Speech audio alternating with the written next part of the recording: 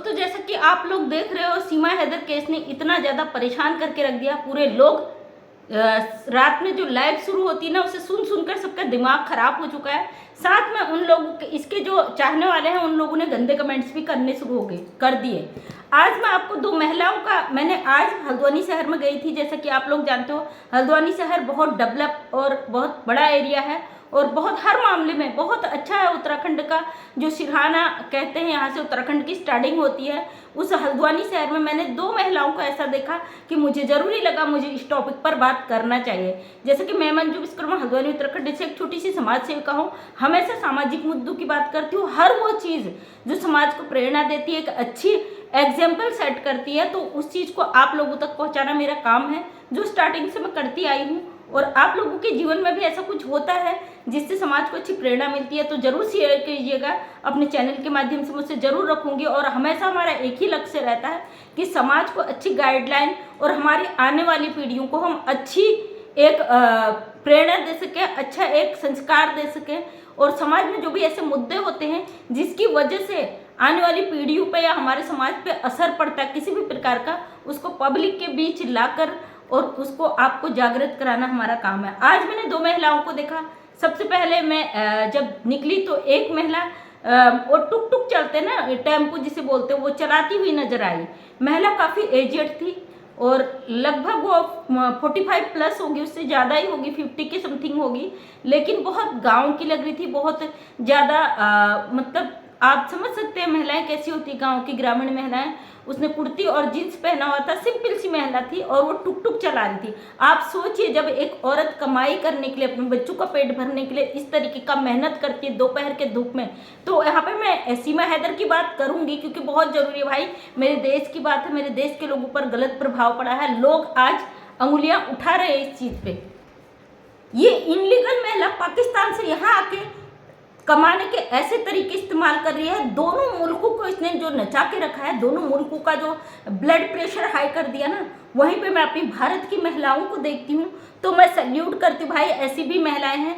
वो महिला दोपहर के धूप में वो टुक टुक चलता है छोटा, उसको चला रही थी, उसमें पैसेंजर को बैठा रही थी और लेके जा रही थी, फिर वापस ला रही थी। मैं स्कूटी में जा रही थी, जैसे कि मेरी शॉप है और अपनी शॉप का जो सामान होता है वो लेने के लिए मुझे मार्केट जाना पड़ता है, होलसेल की मार्केट में। तो मैं अपने हस्बैंड के साथ जा रही थी। उसको देखकर मुझे बड़ा ताज्जुब हुआ और मैंने थोड़ी देर स्कूटी रुकवाई और कोशिश कर रही थी कि मैं इस महिला से बात करूं और इसकी कुछ स्टोरी आप तक शेयर करूं, ताकि जो हमारे समाज में महिलाएं टूट जाती ना, जो कहती है कि हम कुछ नहीं कर सकते मेहनत, उन लोगों को ये चीज़ पब्लिक तक पहुंचाऊं। लेकिन ये पॉसिबल नहीं हो पाया क्योंकि हल्द्वानी में आपको पता है बहुत कंजेस्टेड सड़कें हैं और यहाँ पर अतिक्रमण हट रहा है। फिलहाल जो है वहाँ की स्थिति, वहाँ सेकंड में जाम लग जाता है और जो सीपीओ पुलिस होती है वो तुरंत उस पर कार्रवाई करती है। इसलिए मैं उनसे बात नहीं कर पाई। अगर मैं अकेले होती और दरोगा जी के साथ नहीं होती तो ज़रूर मैं उन मैम से बात करती, लेकिन वो अपना हार्ड वर्क कर रही थी। मेरे बात करने से उनका समय का दुरुपयोग होता है, इसलिए मैंने बात नहीं करी। और मुझे बड़ा गर्व फील हुआ कि मैं एक ऐसे देश में रहती हूँ जहाँ की महिलाएं आज पुरुषों के मुकाबले में आर्थिक रूप से चल रही हैं। वो हर क्षेत्र में चल रही हैं, चाहे वो छोटे से लेकर बड़े क्षेत्र में कोई भी काम हो। क्योंकि बहुत सारी ऐसी महिलाएं हैं जो ऐसा काम करने में उनको शर्म आती, झिझक आती है कि वो टुक टुक चलाएंगी जो जेंट्स चलाते। लेकिन मुझे गर्व हुआ उन महिला पे कि वो शायद उनके या हस्बैंड नहीं होंगे या उनकी कमाई का कोई जरिया नहीं होगा, लेकिन मेहनत कर रही हैं। और हल्द्वानी में जो किराया है बहुत महंगा है। एक टुक टुक को यहाँ से थोड़ी सी 1 किलोमीटर या आधे किलोमीटर तक जाने का 30-40 रुपया लगता है, जो आम शहरों में 20 रुपया 10 रुपये समथिंग होता है। यूडीएन में 10 था, तो यहाँ पे उसकी अपेक्षा दुगना 3 गुना है। तो दिन में पर डे मुझे लगता है 2 से 2,500 3,000 वो पर डे कमा लेती होंगी, जो एक गवर्नमेंट सर्वेंट की सैलरी होती है। तो मैं प्राउड फील करती हूँ ऐसी महिलाओं पर। और दूसरी ये सीमा हैदर की बात करूँगी आपसे कि इसका मैं क्या बोलने वाली हूँ आज, ये आपको बताऊंगी। दूसरी, जब मैं वापस आ रही थी तो मुझे एक और महिला दिखी जो एक छोटी सी बच्ची थी, 5 साल की समथिंग, लोअर और टी शर्ट पहना हुआ था शरीर में। और वो महिला गन्ने का जूस, क्योंकि गर्मी बहुत थी तो दरोगा जी गन्ने के जूस पीते हैं और वो मार्केट में रुके, जूस के लिए उन्हें रुकवाया। तो एक महिला भीख मांग रही थी और वो बच्ची को भी साथ में, बच्ची आई, बच्ची को मैंने डांट कर भगा दिया। हस्बैंड जी ने बोला भाई काम करना है तो हम तुम्हें काम दे देंगे। वो तो यही बोलते किसी भी बच्चे को इस तरीके का काम नहीं करना चाहिए। 5-6 साल की उम्र में वो भीख मांग रही है सड़कों में, बड़ा दुख हुआ उसी चीज़ को। हम ऐसे ही देश में एक ऐसी महिला को देख रहे हैं जो मेहनत कर रही है, टुक टुक चला रही है, टेम्पू चला रही है, दोपहर के धूप में मेहनत करके अपने बच्चों का भरण पोषण कर रही है। वहीं दूसरी महिला को मैंने देखा, वो महिला भी भीख मांग रही, साथ में 5 साल की बच्ची भी भीख मांग रही।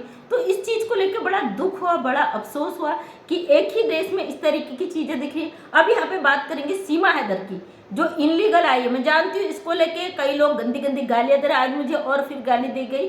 वो आपकी मानसिकता को हम साफ नहीं कर सकते, क्योंकि आप जितना ज़्यादा मानसिकता अपनी गंदी करोगे उतना हम आपके लिए और ज़्यादा बोलेंगे, क्योंकि आप एक ऐसी महिला को सपोर्ट कर रहे हो जो आपके देश में आकर न जाने क्या करने वाली है। इसने अपने बच्चों का दुरुपयोग किया। आज मुझे किसी ने बताया कि इसके बेटे को नशा दिया जाता है, जो फरहान खान है, गुलाम हैदर का बेटा, उसको नशा दिया जाता है, नशे के इंजेक्शन दिए जाते हैं, उसके साथ गलत चीज़ें हो रही है। तो बहुत अफसोस हुआ, ये महिला अपने बच्चों को लेके यहाँ आई है, अपनी ज़िंदगी खतरे में डाली। कोई बात नहीं, इसके कर्म ऐसे थे, ये इतने ज़्यादा गलत रास्ते पे चली गई थी या शुरू से पाकिस्तान से गलत चीज़ें फॉलो कर रही थी, कम से कम बच्चों को बख्श देती। इसने अपने बच्चे का दुरुपयोग किया और उस चीज़ को लेकर भी मैं बात करूँगी, क्योंकि ये बहुत सेंसिटिव मामला है। अगर बच्चों का यहाँ पे गलत हो रहा है तो हमारे देश के लिए बहुत शर्मनाक बात है। अगर बच्चों के साथ कुछ गलत होता है, सवाल हमारे देश पर, हमारे सरकारों पर उठता है, और जो कि हम कभी भी नहीं चाहते कि हमारे देश पर, हमारी सरकारों पर सवाल खड़े हो। इसके लिए लगातार मैं हाथ जोड़ती हूँ, रिक्वेस्ट करती हूँ कि इस पर तुरंत एक्शन ले। इस पर ये बहुत ज़्यादा खतरनाक महिला है, ये कल के दिन कुछ गलत करेगी। अगर गुलाम हैदर के बच्चों के साथ कुछ गलत हुआ तो उसका जिम्मेदार कौन होगा? गुलाम हैदर के बच्चों के साथ अगर गलत होता है तो उसकी जिम्मेदारी किसकी है? आज मुझे एक लाइव में ये चीज़ पूछा गया और मैं खुद शॉक्ड थी कि मैं किसको जिम्मेदार ठहराऊं, क्योंकि जो महिला जिम्मेदार है वो खुद उन बच्चों की माँ है। और एक पिता गुहार लगा रहा लगातार कि मेरे बच्चे मुझे दिला दो, बकाया मरे तरे, इससे हमें कोई मतलब नहीं। और ये महिला खुद तो वीडियो वायरल करती मारपीट के, जो कि आप देख रहे हो, बताने की ज़रूरत नहीं, खुद ही आके स्टेटमेंट देती है कि हमारा तो प्यार है, हमारा ऐसा कुछ है ही नहीं, लोग हमसे जलते हैं।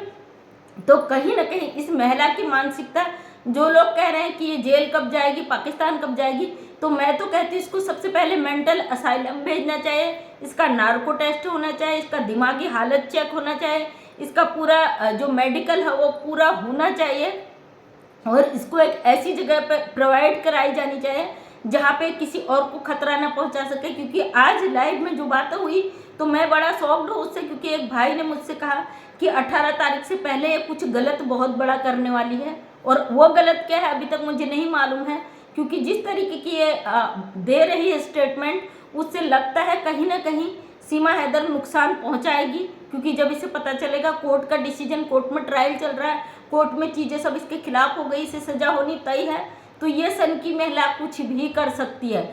और मुझे आज बहुत सारी गालियाँ मिली, उन सब का थैंक यू, क्योंकि आप एक ऐसी गंदी लेडीज को सपोर्ट कर रहे हो और उससे आपकी मानसिकता हमें समझ में आ रही कि हमारे ही देश में, हमारे भारत देश में कुछ गद्दार लोग गद्दारी कर रहे हैं, इसलिए आप हमें अलर्ट कर रहे हो, हमें सतर्क कर रहे हो, हमें फाइट करने के लिए तैयार कर रहे हो कि हमें और ज़्यादा मजबूती से खड़े रहना है।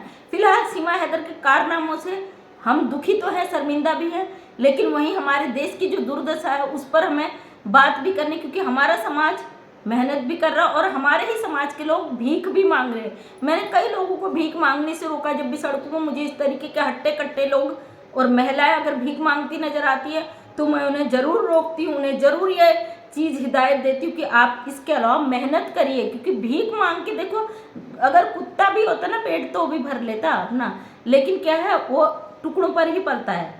अब ये सीमा हैदर हमारे देश में इस तरीके से आके रह रही है, इसने सबको शर्मसार कर दिया, सबका जीना हराम कर दिया।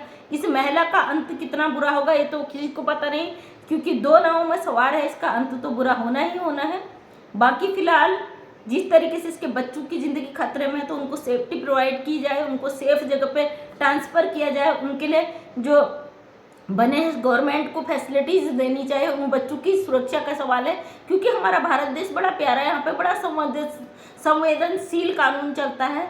बकाया इसके जो गुंडा प्रवृत्ति के लोग हैं कुछ भी नहीं कर पाएंगे, क्योंकि कानून का डंडा बच चुका है और ये बचने वाली नहीं है उससे।